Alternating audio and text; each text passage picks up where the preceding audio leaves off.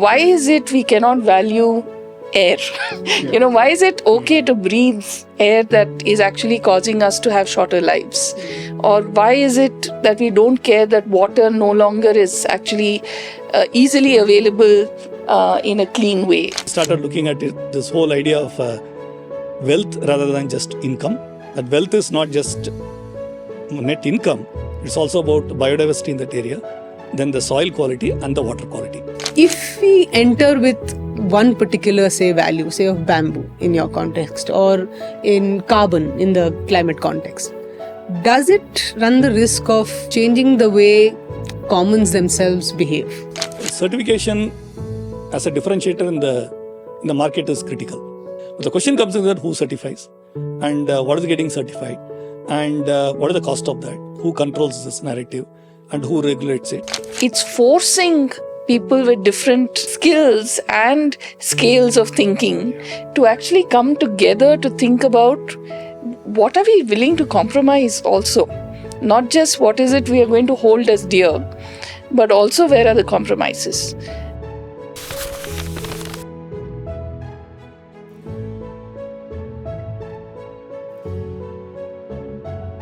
Markets are usually understood as individualistic, profit-driven private spaces, whereas commons is all about sharing, collective, community-oriented processes and spaces.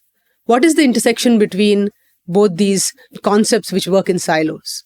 Commons actually give you a lot of commodities and products, and including services. The farms, forests, rivers, ponds, tanks, they all actually produce goods and services, which often reach markets. These may be in the form of vegetables, fish, medicinal plants. All of it really establishes the link between what commons are producing and what markets are consuming. In fact, commons also produce raw material for industries.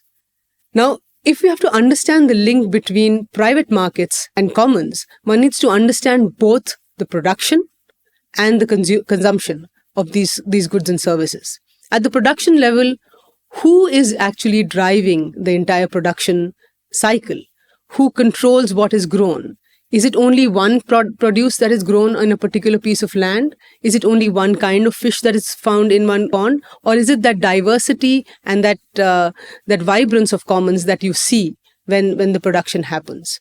At the same time, when we are trying to consume produce from the commons, is it all about understanding our own footprint in terms of where our coffee is coming from, how long has the rice traveled, is it genetically modified or not, who are the farmers, who are the faces behind this entire consumption cycle? So from the production side and the consumption side, it's important to link the seemingly separate ideas of markets and commons. It's also important to understand that it's equally important for the markets to walk towards a commons way of thinking, as much it is for commons to understand what markets can do for them. Hello, I'm Kanchi Kohli, a researcher and educator, and today we are here to look at the links between markets and commons. We have two great speakers with us. Vinuta Gopal, who's CEO of Asar Social Impact Advisors, Raghu N, a social entrepreneur and co-founder of Catalyst. Between them, I think each one of you has over 3 decades of experience, so I'm looking forward to this conversation. And thank you for being here.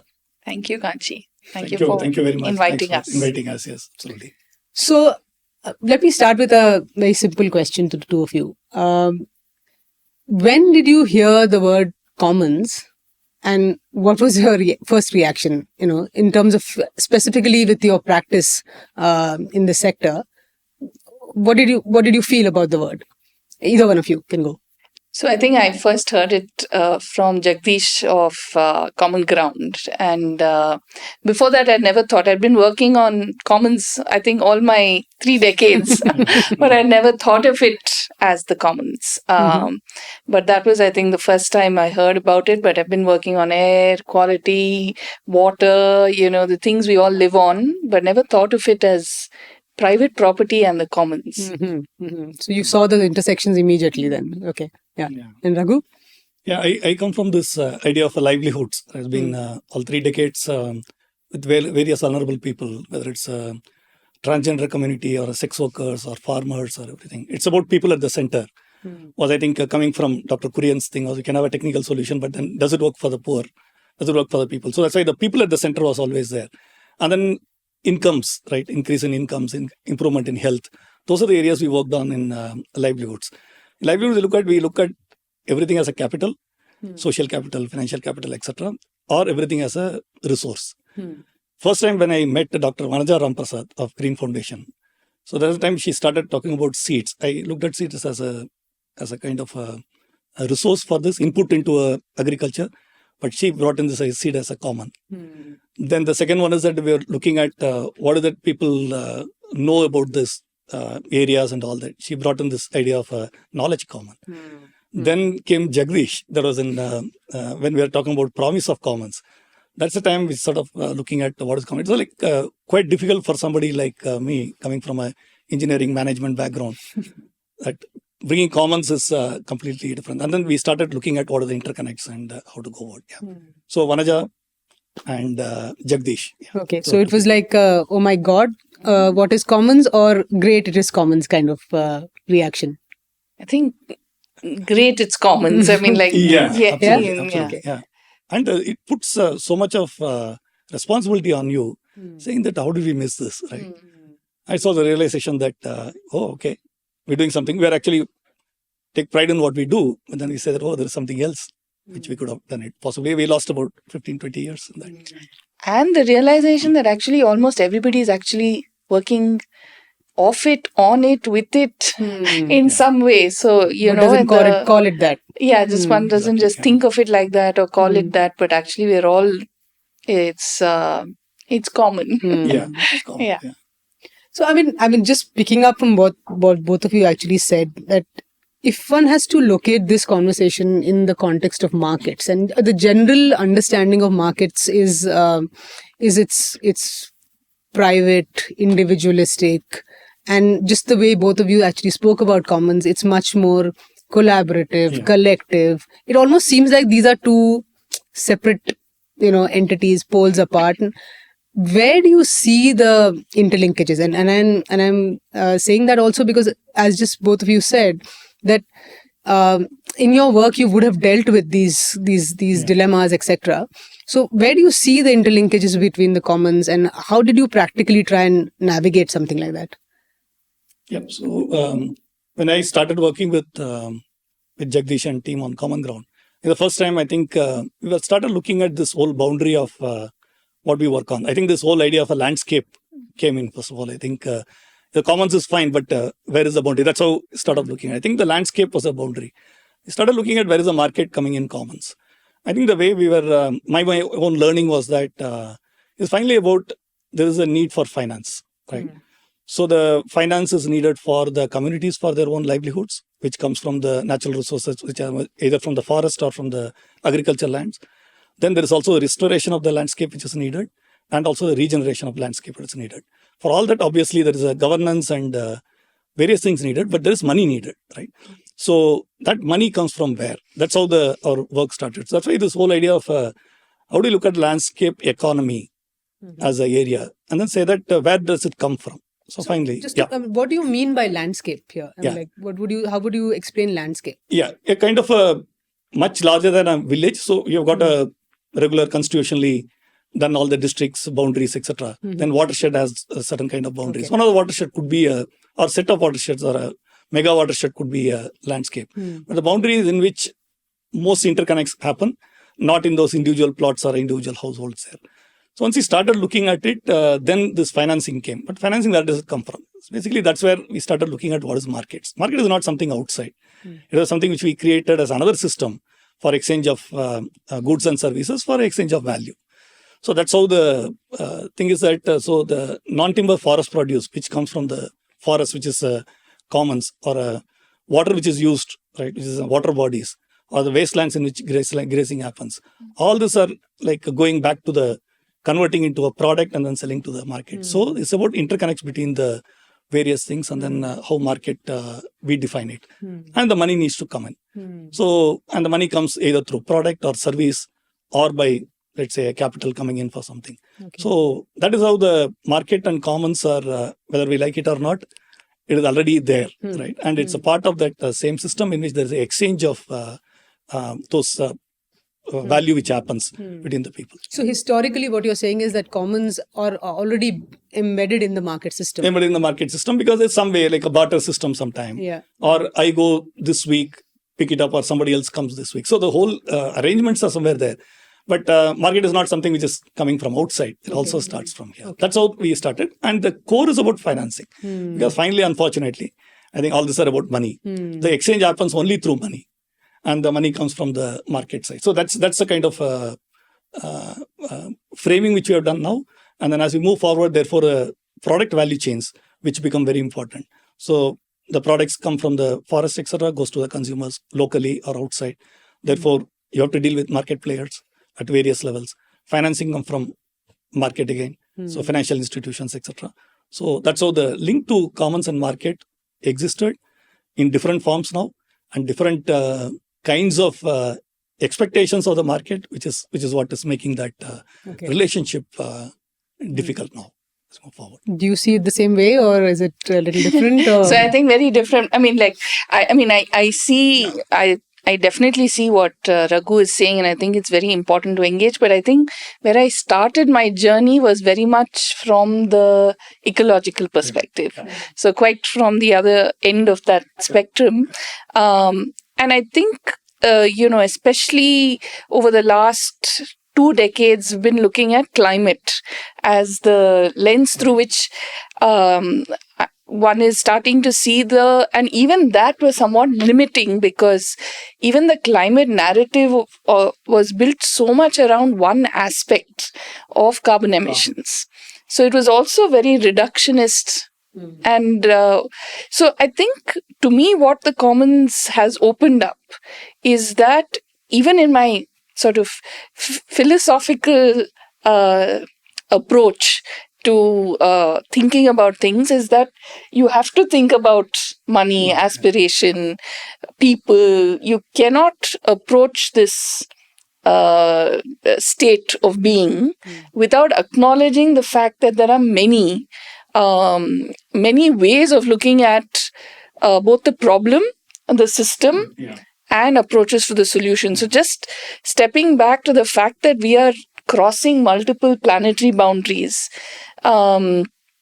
which the science tells us. And yet, as you say, if we want to start creating solutions, we cannot ignore the problem of where does the money come? Or how do people actually find a way in which they can think about common spaces, not only as not only either in an extractive way or in a way that like, why is it we cannot value air? Why is it okay to breathe air that is actually causing us to have shorter lives? Or why is it that we don't care that water no longer is actually easily available in a clean way? So I feel like we're getting more and more in our daily lives, especially urban daily lives, disconnected from what we somewhat depend on, but definitely more connected to finance and money. And therefore, I think that tension is real, but you cannot think of it as black and white. It is all, part of finding ways to resolve these tensions, I think. Yeah, great. I think thank you both for framing this so beautifully. I think so let me actually build on what both of you actually said and dig a little deeper into each one of your areas of work. And I think, Raghu, I'll start with you in terms of you mentioned about value chains. And value chains are first very difficult to understand. What, for any person who doesn't understand finance and markets, what do you mean by value chains?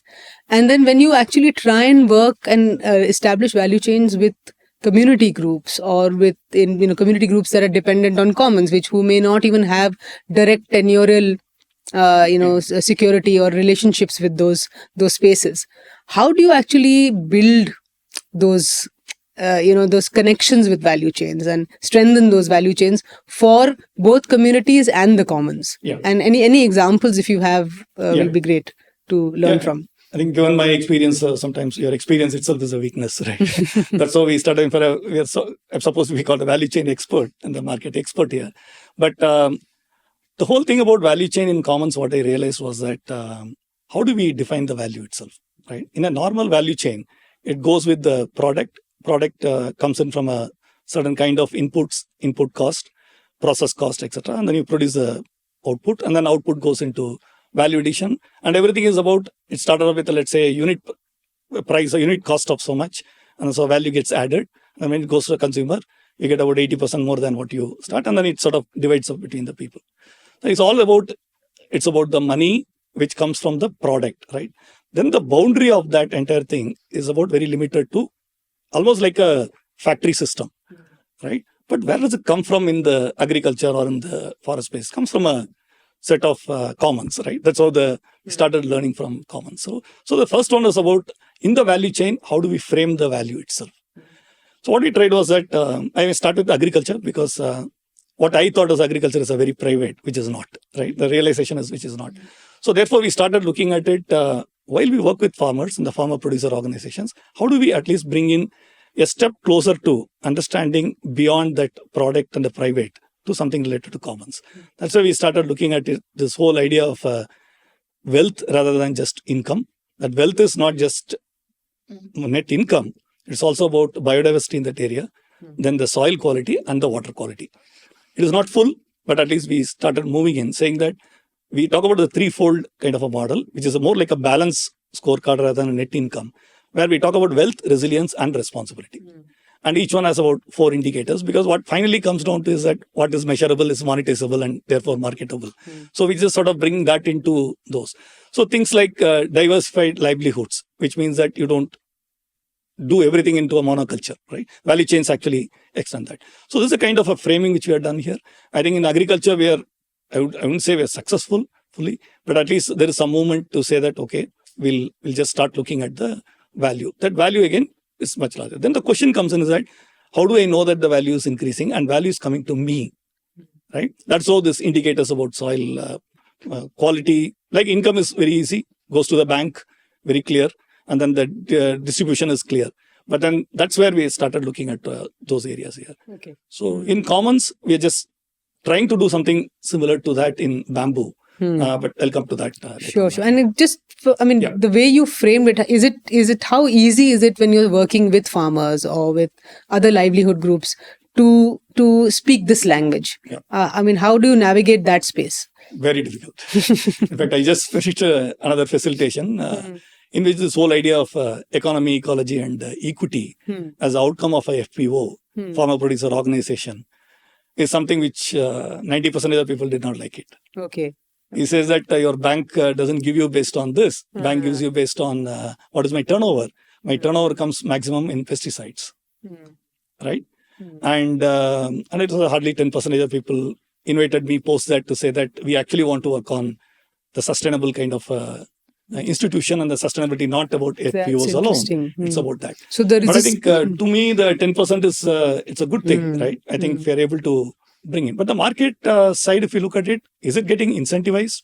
No. The supply chain readiness or a credit worthiness of a FPO is not based on this larger one. Right. It is based on your turnover and the bottom line. Turnover, bottom line, you get best in selling a tarpaulin or a fertilizer or a pesticide, etc., which there's no cost. You just buy trade and provide that. Yeah. So, Vinuta, I think just taking a leaf of what he was saying and taking it to the climate context, and you yourself said, that you come from the ecological side. And there are lots of market-based instruments now in the climate space also, which are also looking at commons and looking to commodify and monetize the commons. Is that an opportunity for the commons, or where do you think that conversation is at this point of time? Yeah, so I think what was most exciting to me from the common ground framing was that I don't think there is a choice of dichotomies anymore. Like, I think the challenge is fairly immediate, urgent, and requiring dialogue. And therefore, commoning of approaches and finding common ground, is quite critical. So I fully understand when, there is deep concern that the market brought us here. And therefore, the market has a fairly extractive view of using resources to produce a product which has a demand and has and it's quite clear. I mean, there's a certain clarity in that. Okay, we use this product and somebody bought it because they were interested in the it. Climate space, what would be that product? Yes. So I feel like what climate may be forcing is the realization that the FPO would have that my water is not going to be there forever. Or that my soil health is not going to be solved with pesticide use. Because we are beginning to see floods, droughts, heat waves of the kind we've never seen before. And that recognition, I think, is something people are beginning to viscerally feel. And that person who's feeling it is not only the farmer, it's also the banker, it's also the retailer. So it's almost an experience that multiple people are feeling. But the challenge still remains on how does that discourse happen where these people are all actually talking about this together and not in their silos where there's a lot of blame game and, frankly, the farmer has to make his family survive. So I think that is the challenge, that is the tension, but that is the reason we need collaboration. And that is the reason we cannot work in silos anymore. Okay. Because we have to acknowledge what the science is telling us, but at the same time, we also have to put people and their needs in the center of the new dialogue. And so I think we need a new economic discourse, maybe. So, I mean, just before I proceed, both of you actually referred to something called common ground. Can one of you actually just explain what is common ground? Is it just the common ground we all need to be on, or there's a reference for what is that common ground framing that you both referred to? For me, at least, I can speak that from the perspective of what we are trying to put together as part of this collaborative space that, Living Landscapes is building called Common Ground. It is looking at markets, people, ecology, and, ultimately the person right on the ground actually feeling all of these pressures happening at the same time together, trying to bring them all together in some way to create an absolutely new dialogue. Or maybe not an absolutely new dialogue, but at least try and understand new approaches, because the old hasn't worked. And so we cannot keep on doing the old. We have to find ways to change our thinking. And I think that can only possibly come from spaces like what Common Ground is attempting to build. Yeah. Great. So the other part of Common Ground is also about the scale and the size of the problem. So I think we are talking about through the Common Ground, even if as individual organizations we all work, or that I think it's so kind of interconnected and dimension-wise, level-wise, etc. We won't be able to solve. Even if we solve also, it is going to be a very small size. So when we are looking at this overall, so many millions of commons in the country, and also the people who are dependent on that. So what is that solution which can work at scale? So that's where I think this whole impactful part of it, which delivers incomes to the tribal women and also the ecological benefits and also the equity benefits. But how can this be done at scale? So how do we all come together and bring in not just doing it on the ground alone? Can we bring in those shifts in the system that it can sort of achieve at scale and also sustain that process? So that's why these 4 pathways which we have built on is about a Samaj Sarkar Bazaar kind of a pathway, and then the collaborative infrastructure which can keep this sort of coming together, work on it, but work at multiple levels to be able to address that final outcome. So just moving on from what you were saying, and to see when in situations when the rubber really hits the road, and where you have to ground your common ground, where you have to have multiple actors trying to weigh in a particular context to make some things work. and especially in the commons context, where the collective can sometimes be very diffused. You do not have very clear. So like things like markets, law, they look for very clear who are the rights holders, who are the people you need to negotiate with. In the common space, it could be, the challenges of equity and all those kinds of things do come up. At one level, it is that. The other level is about commons is not just the physical resource, right? It's about how you view the sharing. How do you collectively govern some things? If we enter with one particular, say, value, say of bamboo in your context, or in carbon in the climate context, does it run the risk of changing the way commons themselves behave? And if there are any examples through which you are wanting to navigate it, it doesn't have to have reached any grand conclusion, because these are all dilemmas of practitioners. Even as you know the problem, you have to try and do something. So, if you could share both of your thoughts on that, it would be great. So if I'm to talk about the carbon, dilemma, which I think I did go through, because what the carbon emissions I feel provided for climate activists was a very clear notion of what we were trying to reduce, and a simplicity in a very complex world. And that has its positives and also deep negatives, and I think that the challenge was, how do you make climate change something that many people understood and policymakers could act on? And they went for a way in which to measure it that would make it clear in terms of what we were going after. But what it missed out was that the planet is not about carbon alone. The problem is not about carbon alone. And therefore, the solutions cannot be about technology that reduces carbon. Or ways in which a financial market can capture carbon in one place and, emit carbon in another. And so net zero makes almost no sense in the real world. So I think that realization happened quite soon when you started actually experiencing climate impacts. Because then you realized that, the heat wave is going to affect women in such significant ways that you cannot ignore the fact that gender and how gender needs to be, acknowledged, or how you need to acknowledge justice, or how. So I think the reality of the challenges we are facing and the world is facing, and seem to make it apparent to me that we cannot climb one tree. For example, there's this joke that climate activists often think of a forest as carbon sticks.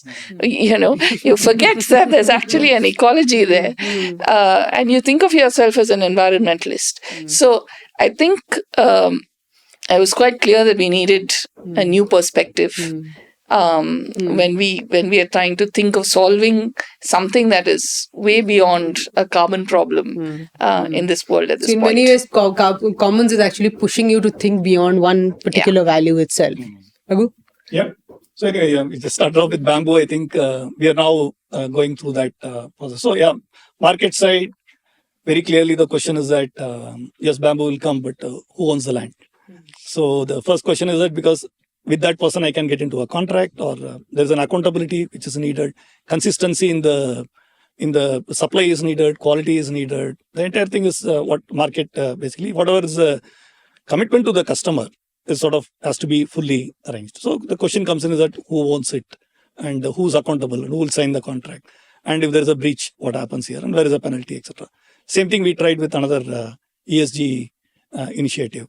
This also again comes back to this. So when we said that, okay, we're discussing with the communities and the partners that we all own it, right? So the community, we all own it, right? Okay, we all own it, because the market is used to that kind of a document which can be easily sort of demarcated and then stuff like that. So then there was somebody who shared this. I think this was in Orissa somewhere saying that Why are they asking this question? The question is wrong, right? Why should it be? We need to be separated, right? Is it finance and the market is going to separate us because you want the ownership of the individual so that they are accountable? But is it actually trying to fragment us, right? This is a very, very important thing. So therefore, this whole idea of a collective work and the kind of an integrative life system, they don't see it as a bamboo giving us a resource to it. It's about an integrative life system in which one of the products come in there and there are medicines there, there are fuel wood there, food is there, etc. So therefore, this whole idea about how do we still maintain this and work with markets? Because whether we looked at various opportunities, bamboo seemed to be the value chain in which we are able to, I think it is one is at scale. Second one is multiple uses across, and it has a possibility of those carbon and others if properly again, carbon, we have certain principles which need to be maintained. We are not yet there, but other co-benefits also, right? But therefore, the bamboo was picked up here. So when we started looking at it, then the simpler thing is that, you get a forest or in private lands, bamboo is there, get an entrepreneur, right?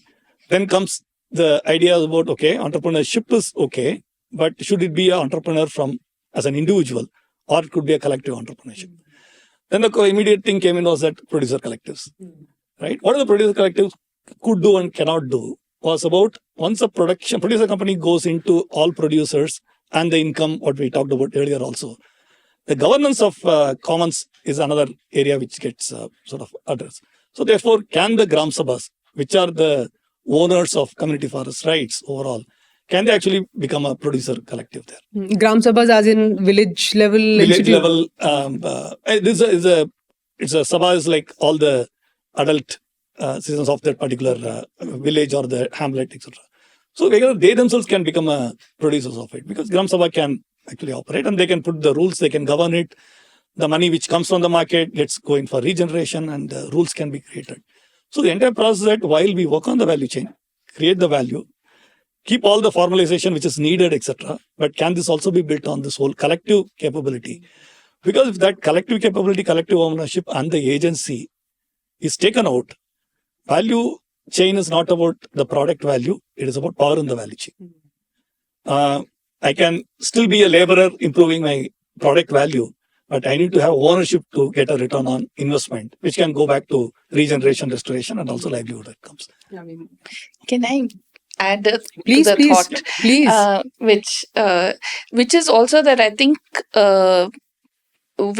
now it's about actually doing things. Like when we are trying to establish a problem, often maybe you pick some aspects of the problem that you build on to connect with people.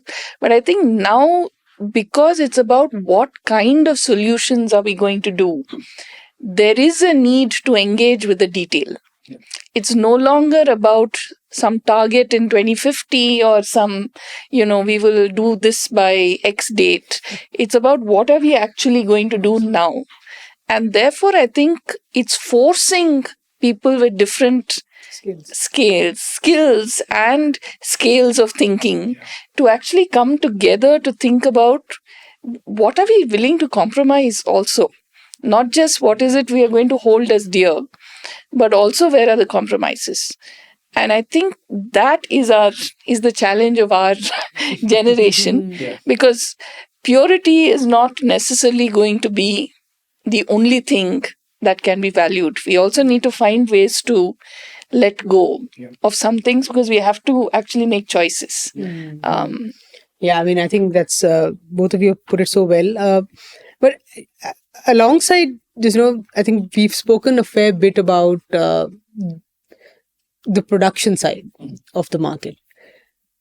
If we also, I bring that other actor in the discussion, which is the consumer side, and I'm sure both of you have dealt with that space in great detail. So, and I'm sure we can have a long discussion on just what do you do with consumers.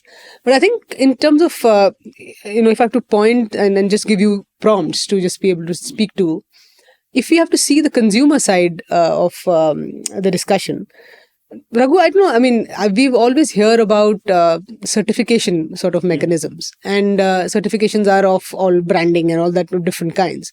But How does it work, say, in a in the commons kind of situation? What kind of certification would work for the communities that you're talking about, who are saying, don't separate us from that ecosystem? And at the same time, Vinuta, I think you've done so much work with just getting consumer engagement, even through the climate space, to say, okay, I will buy this product which has that certificate. Or I'll know when I pick up my morning coffee, I should know what the footprint of that coffee is. So I mean, both of you can weigh in on that. It'll be, yeah. I think on the consumer side, again, I start on the millets and the seeds, which we work on indigenous varieties of seeds and all that. So I think the whole thing, to me, I think certification as a differentiator in the market is critical. That I believe that, because if everything has been of similar type, which is ideal, then it's fine, but it's not, right? And therefore, some differentiator, which for the consumer, that I think is critical. So I'm for certification, but the question comes in that who certifies, and what is getting certified, and what is the cost of that? Who controls this narrative, and who regulates it?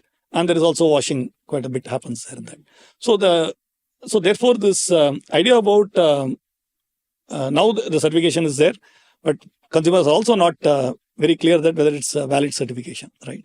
So the thing is about consumers. How do we first engage with them, and then the certification actually builds on that. So I'll give you one example where we tried with this women seed savers in Kanakpura in Karnataka, and then the idea was about, we do the weekly markets, and this was in Jayanagar and JP Nagar area. This was not by me, but it was Dr. Vanajaram Prasad's initiative years back, and the interactions happened.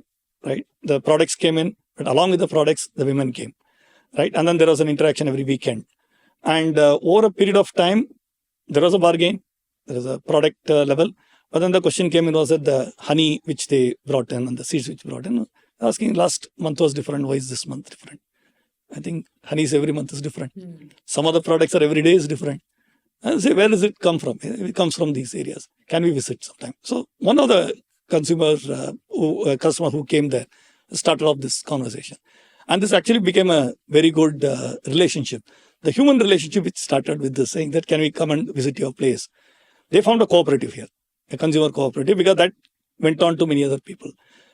I think now that trusted relationship between that group on the production side and the consumer side, because of that relationship which was created, but the numbers are very small. It was about 200 consumers and the 20 this one. But once it started increasing numbers, we also wanted to say that individual relations are going down, and can we also bring in something which is more valid, trusted? That's why the PGS came. We call it participatory guarantee system, in which the peers come together and certify other peers. So that's how our work started. But for this to go to scale, I would say that largely the government should put investment on consumer side. What does it mean to be a commons certified product or any other region-based products here? It cannot be done by the individual organizations, individual producers, etc. And second thing is that certification system itself should be more community-centric and community-driven, and the regulation can come from the government rather than that entire certification itself being outsourced just because of the validity which is needed there. That's my larger. No. I think I think you brought in that the process of that certification is who controls the certification itself, and even the processes of certification is about that commoning process. And I think Vinuta, I think the point about like what Raghu was talking about, it's also so much about the relationship building, and I think you've done a lot of work with consumers, and a lot of this is about also socializing the idea of commons. How do you actually do that so that there is consumer engagement, and the consumers don't feel or are actually thinking about, where is my morning cup of coffee coming from? What is the footprint when I'm actually buying that coffee or sourcing that coffee every morning? Yeah. So I think, when we think about it from the end of the problem, we want the consumer to think of the entire problem statement when they are buying, But I think what may be important is what does the consumer want and how can this piece be actually matched to their desire. And we don't need to explain the entire problem to them as they do their decision on buying. So I think there is always a desire for from the side of the people working on an issue that somebody grasps the entire issue while exercising their choice. But I think that may not necessarily be the most important thing, and we need to be able to tap into what people are looking for and what people can understand. And so we do need to understand where people are, and also at the same time constantly start seeing how they can make connections in their life to things that are related to the commons. Any examples of?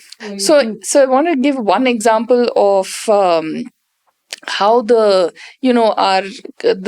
incandescent bulb is a much lesser part of our life today than it was even a decade or 15 years ago. And the reason the incandescent bulb is no more after it lived for a long time in our life is because actually we realized that produces more heat than light. And technology had moved. There was an alternate product. The incandescent bulb at one point was very cheap, but when the connection was made that actually you could save electricity, not save carbon emissions, but when you can save the price on electricity in your house, and for that reason you would buy a CFL, or the government would make it possible for you to buy an LED directly.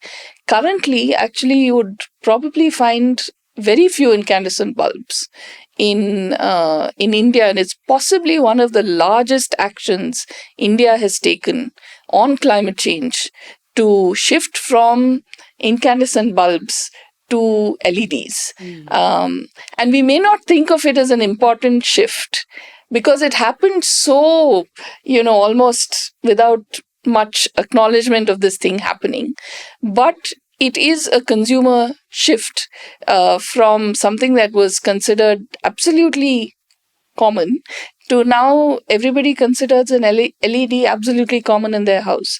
So I know it doesn't answer the question of No, it does. a product from, say honey or rice but I do believe that the way in which a consumer might change their choice may not be because of the problem, but maybe because it answers something that they really care about. And we need to be open to talk to them where they are. So we know markets are a really strong force.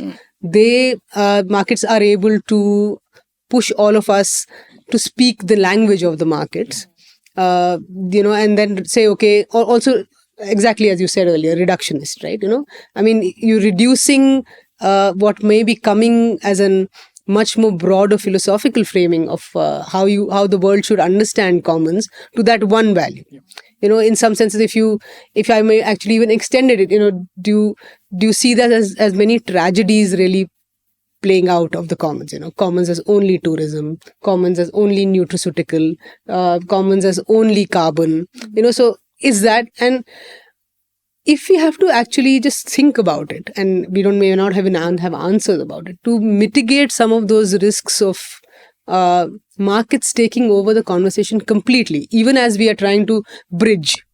So just as much as commons need to speak the market language, how do you actually get markets to try and embed as in the commons way of being, in the way the value system? You've touched upon it earlier, but I mean, just as reflections, if you could think about it. And of course, and at the same time, if there are places you think this is already happening, where anybody is completely inspired by this intersection, wants to go and see it play out, what would be that place? When any practitioner or any budding student or anybody who can actually go and see it happening in place, including how the dilemmas are playing out. The answers don't have to be final. Yeah. So, no, absolutely, Kanchi. Thanks for pushing us on this one. Because I definitely think that the markets don't want to acknowledge anything that affects their bottom line. But we are reaching the stage where, frankly, the planetary boundaries are going to affect their bottom lines. And regulation is going to force them to move in ways in which they are not interested in moving. So I don't think we can have this transition happen without regulation. But having said that, I also think that markets also don't fully understand what is going to happen to the commons and therefore what's going to happen to their businesses. And I think there is an exercise to be forced in terms of engagement with them. There needs to be a lot more engagement with large market players for them to see the consequences of their extraction. And to start saying that this choice is no longer a feasible choice to make, whether it is excluding communities and skewing markets in ways which are unfavorable to communities, where the government has to play a very strong role. Or it is about the consequences to ecology. I think just creating monocultures, of a certain exactly. kind. Yeah. So I think there is no way in creating, in forcing people to see that, and I don't think enough has been done on that front. But I think in terms of the solution, it's happening in a billion places. So I think there are so many inspiring ways in which people are actually creating solutions.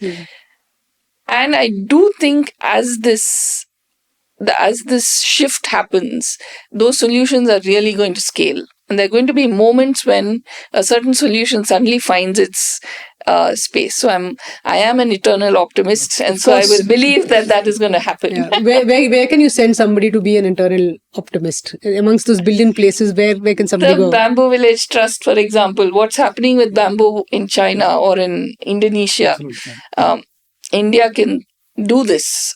So yes, that's one example. Are you also looking to send people there? Yes, we went there. So we went there with all of us from Common Ground. Bamboo Village Trust is an institution which is based at Indonesia, and Arif, who's a founder of that institution, is also a climate breakthrough awardee there, and that is also again referred by Vinuta from Asar, and that's where we sort of started looking at it. So this one actually. It's not just bamboo, it is bamboo-led agroforestry, right? And second point is that it's also about not just an entrepreneur-led, it's about community-led entrepreneurship. There's a social business here. So the two things which we talked about in the market, issues of market, is a kind of a monoculture. No, because it's talking about, so if you take one bamboo village, it's 2,000 hectares. And of which 700 hectares is what we are looking at bamboo. Rest of things are other agro or forest produced, like a coffee or a ginger or a turmeric, etc. And then other millets and other things in that area. So one is about that. And the second part of it is about who owns this, right? This particular thing starting from the village forest asset, which is we are talking about the well-managed bamboo, the clump management, etc. Well, it's completely protocols done there. Nursery raising, and also managing the bamboo, then cutting it based on the specific requirements, and also setting up the village factory. All this happens within the village, within the distance of the people who people can go for everyday labor and go there. And then about 10 factories together, you also have the finished goods factory, which could be a private public partnership, but in which there is a possibility of a producer collectives or the Gram Sabhas being a shareholders in it. The entire thing is about start from the market side, saying that what are the kinds of products which can go. That's where this, the two big things, right? Where is the market for this? Because we can produce it, but where is the market? That's where we got this idea from Arif and Bamboo Village Trust. Is about they've also cracked the products. We had quite a bit of R&D. They also cracked the ways of doing it, the machines and etc. And also they've also tested this fully, right? And the second part of it is where is the money going to come? Because it requires about $38 million for a 20 bamboo village, which is at minimum scale required. Again, market remains that, right? So that's something which will come in. So it's also come in with the financing product and the financing facility, which can come in a combination of public financing, a kind of a carbon-based financing once it comes to a certain level, and also the debt and the equity which can come in. So it also has this financing. So we sort of look through this, and up to the village level factories, these are easily manageable by the village youth or the women in that area. So that's something which worked out for us overall, and then we had almost stick on everything. And we said that we'll start trying out. While it is tried in Indonesia, and through Arif, it is also going to 11 other countries. One of them is India.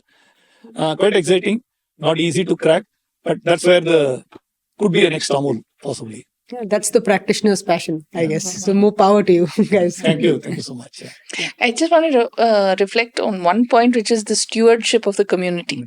I think the reason the stewardship of the community is really important, not just from the perspective of the rights of the community, but it's also because they are most linked to their environments and are therefore most sensitive to the changes in the environment. And as you distance the decision making from where the impact is being seen and felt, you remove the importance of what's happening on the ground, because their finance, demand, supply, other kinds of questions become really critical. So that's the reason we need to bring greater balance between the market's power in decision making and the community's stewardship of the commons. And I think that's the struggle that we need to find. Markets don't need to race away while commons and communities are trying to be conscious, nuanced, slower, Yeah. And one last point on the bamboo village is that, again, once we go into these international markets and multiple requirements, and you need a certain level of scale. Many times what we have done is that every NGO on the ground or every community tries to sort of deal with the market, but not having the scale, right? So therefore, this will require a kind of a collaborative effort across villages, across locations, like 2,000 hectares coming from about 15 to 20 villages. Maybe that 2 or 3 of those kind of bamboo villages coming together to set up a factory, etc. So it is that's why the common ground as a collaborative is also something which is very critical for this. Otherwise, everybody will try separately, discover separately, not reaching the scale. And that is one of the reasons these things have not taken forward. That is common ground has to have a very important role. Even though it is like a social business, but common ground brings the expertise and the diversity of people to be able to make it happen. I also wonder if, for a long time we've thought of scale as the only solution, like only the large, the large solutions are going to be the solutions. So the bigger, the better. And I think that maybe with the commons, maybe it's not necessarily single large solutions like monocropping or, because then it just takes you in one direction. So maybe it is actually the diversity. Yeah. I mean, that's, I think, a big shift that we need to start actually acknowledging, that large solutions force centralized control, force monocropping, force those kind of solutions. And maybe we need diversity, we need many different mechanisms to govern these, and therefore the village council or the panchayat becomes really important, or the local FPO becomes really important, because they care about their realities. And so maybe we're going to see, or maybe solutions are going to have to be diverse to protect diversity. No other example particularly comes in mind, like anything other than Bamboo Village Trust? Malka is working on cotton, organic cotton, and then they're also helping them naturally dye it and make fabric value add at the source, or decentralize as far as possible large industrial processes into where the cotton farmers actually growing it in Andhra. And Dastkar Andhra has been involved in marketing that product from there on. Similarly, honey is becoming a thing that many people are marketing in ways that are much more connected to how the honey is collected, who's collecting the honey, and how much they get for. So tribal communities collecting honey, and similarly multiple, coffee growing, so the more sort of organically conscious and ecologically conscious coffee is becoming a thing that people actually pay a premium to buy. It also supports some amount of ecological tourism in these coffee estates. But yeah, so I think it's beginning to happen. It's certainly at this point in time still the fringe, but I have no doubt that it will be mainstream soon. With efforts from people like Raghu and others and Common Ground. People like you out there, it's definitely going to be mainstream soon. So thank you so much, both of you, for your superb insights and great learning today. Thank you so much for being here and sharing both positive, negatives, dilemmas, opportunities, all of it. It was a great learning. Thank you so much. Thank you. Thank you, Kanchi, for the opportunity. Thank you.